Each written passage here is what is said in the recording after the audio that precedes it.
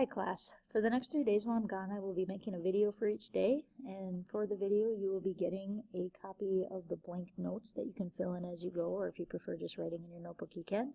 And then when you complete the video, you should work on the worksheet that goes along with each section. On Thursday when I get back, we'll go back over some of the concepts and make sure that we're all set.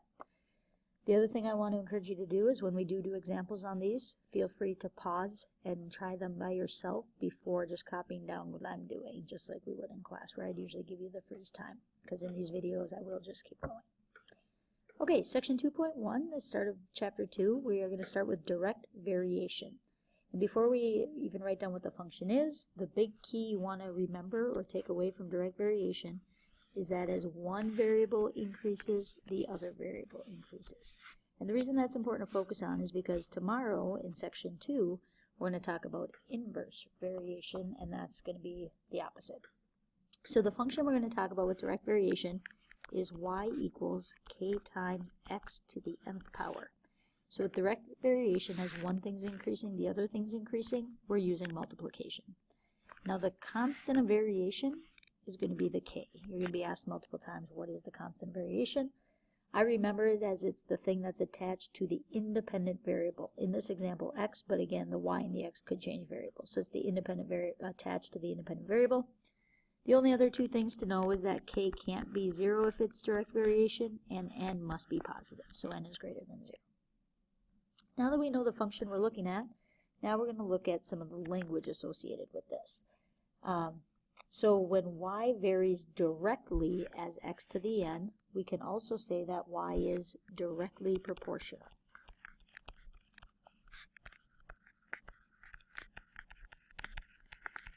So you're going to have to be able to both take a statement and write it as a direct variation equation, and you're going to be given an equation and you're going to write it in words. And it's just important to know that varies directly and... So varies directly and directly proportional virtually mean the same thing. You can use them interchangeably, and it basically comes down to a personal preference. So for example, the formula a equals pi r squared, which hopefully you guys have all seen before.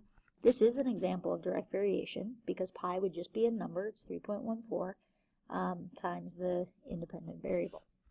Now if I wanted to read this with the language of direct variation, I would say that the area of a circle,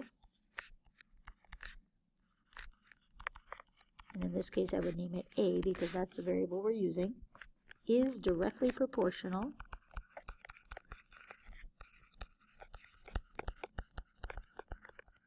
or again there you could say varies directly to the square of its radius.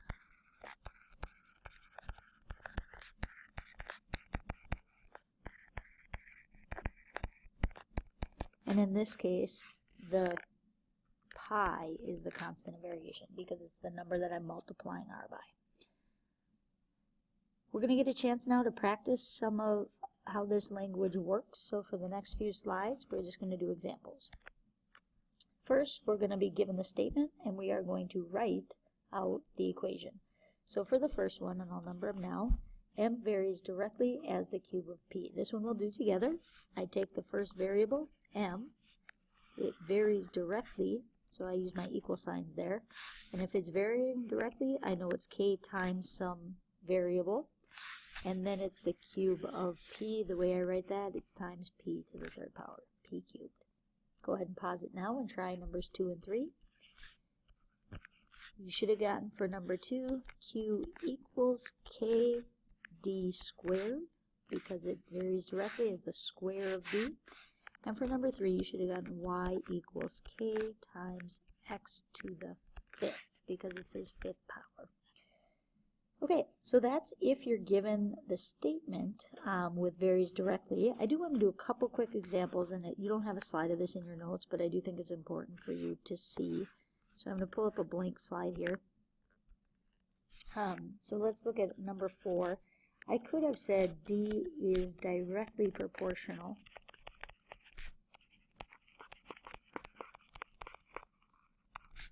to v. Okay, so again, we're just focusing on this change of language rather than varies directly. We can say is directly proportional. It's the exact same thing. In this case, I would do d equals k times, don't forget the k, v. And since it says nothing about power, I'm assuming it's to the first power. So go ahead and try number 5 and 6, and then I'll go over those. For number 5, let's do A is directly proportional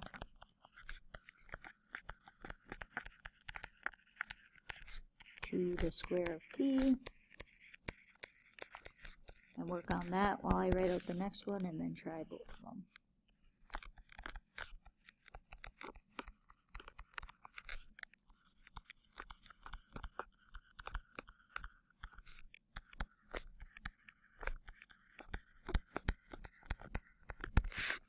Okay, for the first one, you should have gotten A equals KT squared. For number 6, you should have gotten W equals KZ cubed, because it's directly proportional to the cube of Z. Okay, now that we have looked at situations where we go from words to equations, we're going to switch it up now and go from equations to words. So now we're going to write the given equation in words. The first one, if we did that together, again, we'd say Y. Again, you can either say is directly proportional or varies directly. I'm going to switch up as I go through these examples. Is directly proportional to the, then you talk about the power. So since it's the third power, I'd say the cube, and then of the variable you're talking about, so of x. So try number 2 and 3 on your own, and then play it back to see if you got it right. For this one, I got s varies directly as the square of r.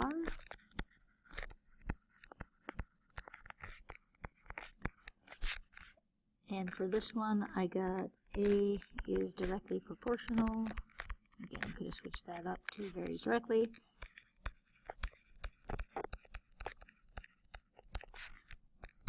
To the 5th power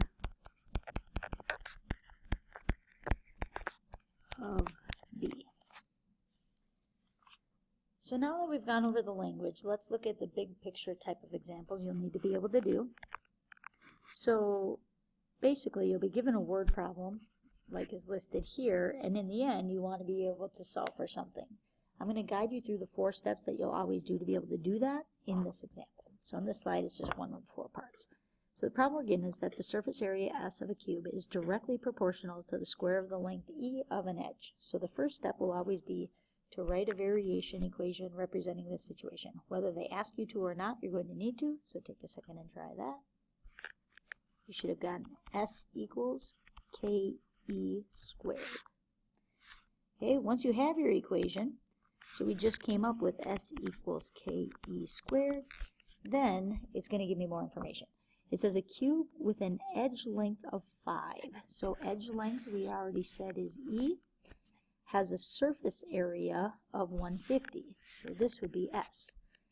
And the next thing, so this is step 2, it wants me to determine the constant of variation, which is K. So this is a basic substitution problem where they're giving me S is 150. I don't know K. I know E is 5, and I square it. And now I need to solve. So I get 150 equals 5 squared is 25K. I would divide both sides by 25.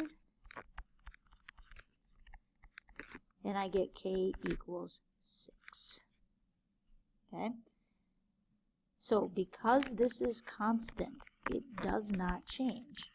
The reason that's important is because when I get to step 3, where I'm going to rewrite the variation equation using your results, now I'm not going to have a K in there. Now I can say any S, any surface area, is equal to 6, because that's constant, times the edge length squared. So really in step 3, you're just substituting the K value found for this particular scenario. And that leads us to like what the ultimate question would have been, and that is, given all this information, what is the surface area? So we're trying to find S of a cube with an edge length of 8. So they're giving me E. So again, the equation we came up with in step 3 is S equals 6E squared. And so now I substitute 8 in for E. So S equals 6 times 8 squared gives me 6 times 64. So the surface area is going to be 384, and don't forget to label it. We're in centimeters, and because it's area, centimeters squared. Make sure you label properly. So that's walking through the 4 steps you're going to need to be able to do for the bigger picture problems. Let's summarize those 4 steps. So you can't really see the top of my slide here, but it does say 4 steps to solving a direct variation problem. That is in your notes. Step 1 is to write a general equation.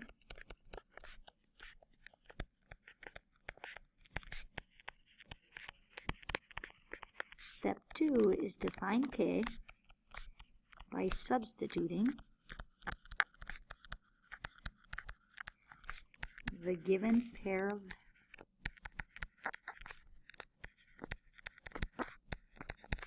of values and solving for k.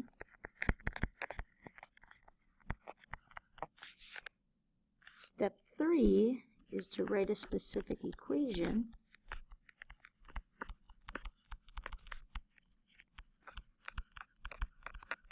using k. More specifically, what you're going to do there is take your equation from step 1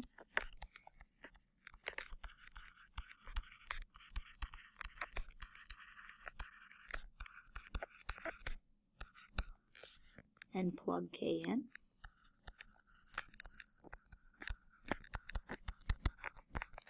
And then step 4, which kind of got cut off here, is going to solve the final question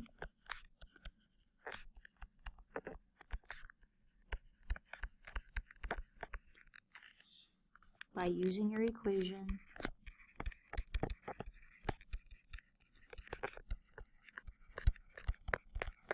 from step 3 and the given variable.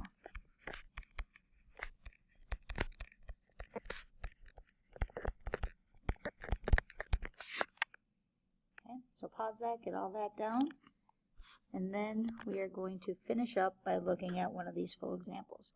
Again, you can pause this and continue to try it on your own. But again, step 1, suppose b varies directly as the 6th power of g.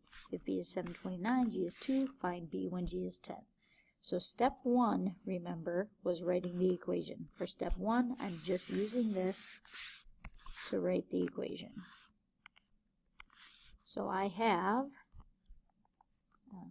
suppose b varies directly, g to the 6 is the 6th power of g. Step 2, remember that's where we are going to use the pair of information. So in this case, I'm going to use this information, and I'm going to plug it in. B is 729 equals k times g, which is 2 to the 6th, and I use that information to be able to solve for k. So I get 729 equals k times 64, divide both sides by 64. So my constant is going to be about 11.3906. Step 3 says rewrite the equation in step 1 with k, so I have b equals 11.3906 g to the 6th.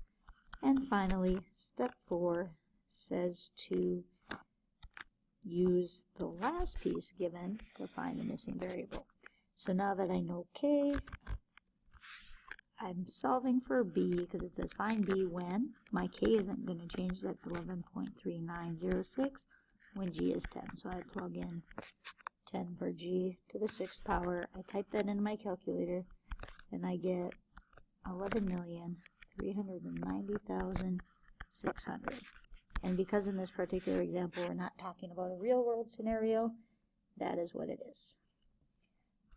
The last example I have to go through somewhat quickly, but again, step 1 would be the equation m equals kp to the 5th. So you should have tried this on your own before you start doing it. Step 2, you would do 96 equals k times 2 to the 5th, which gives me k equals 3 when I solve. So you're doing this one on your own. I'm just showing you the answers. Step 3, you plug it in, m equals 3p to the 5th. And finally, step 4, you would have plugged in m equals 3 times 5 to the 5th. So you should have gotten m equals 9375. Okay? Your homework is to do the 2.1 worksheet front and back that the sub handed out. Thank you.